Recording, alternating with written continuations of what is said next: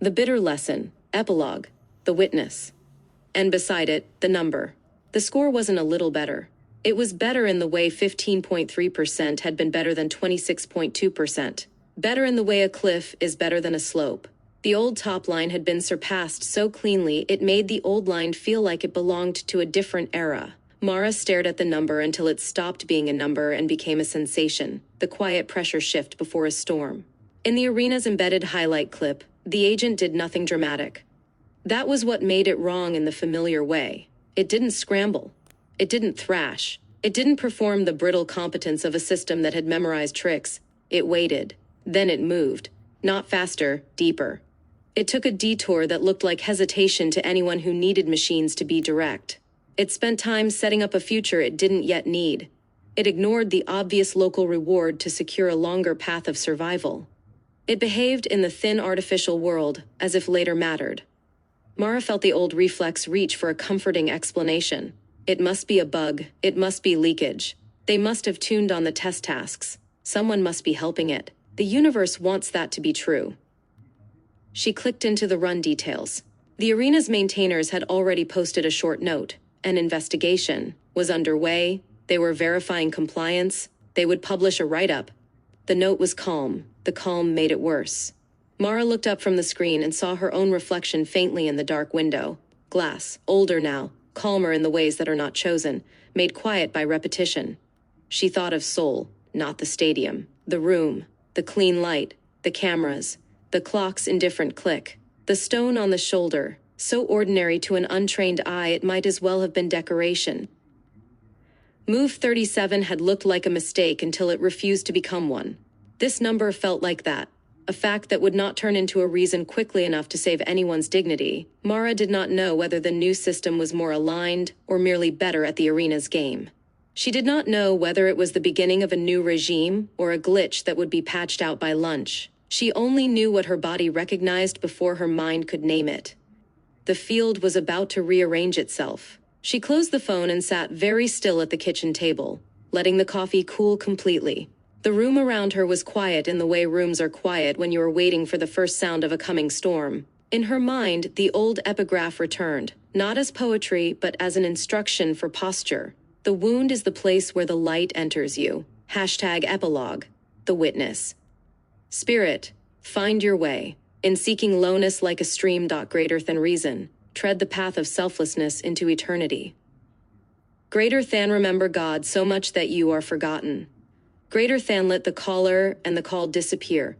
Be lost in the call. Greater than Rumi, trans. Kabir Helminski.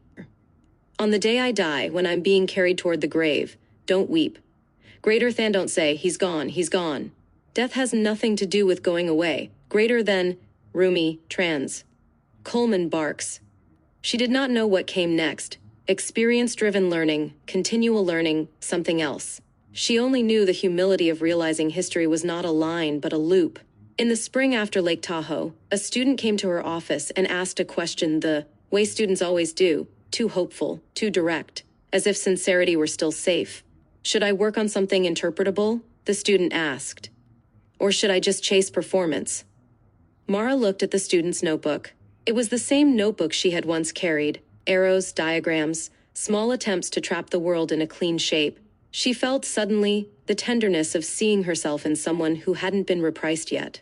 She wanted to give an answer that sounded wise. She wanted to offer a rule that would save the student from bitterness. No such rule existed. So she gave the only honest answer she had learned from 70 years of watching. Work on what scales, she said. Then, because she couldn't let the sentence be only brutality, she added, and keep one part of yourself that doesn't need to win. The student frowned, confused. Mara understood. The second sentence sounds like philosophy until you've had to live it. After the student left, Mara sat alone in her office and listened to the building's ventilation system. The hum had always been there.